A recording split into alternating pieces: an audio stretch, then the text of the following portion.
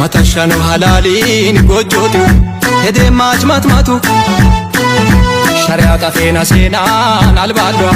magani rahmatu dabbo fayyamanichi himachi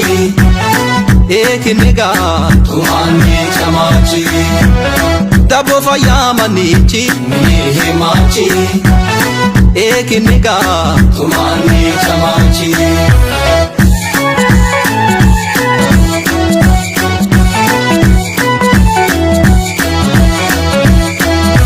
ilantena yanto nalabini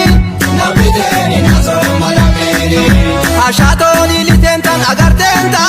habare bonuchi mantenta izechunku etarukine umudunku ilitilu laun kaine ilinasu tabun kaine ulintaftun izechunki shafwa gutta alchunki bisegan ayanuse nasakeno tamanuse omarani irangoda kedamaze nabizoda bisegan ayanuse nasakeno tamanuse omarani irangoda kedamaze nabizoda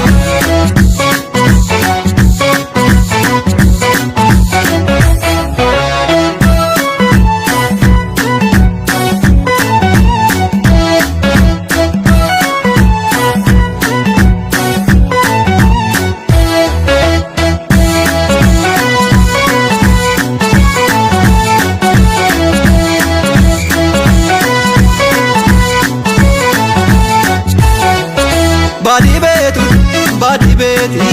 bitari kenda bay okreti badi beti bitari kenda bay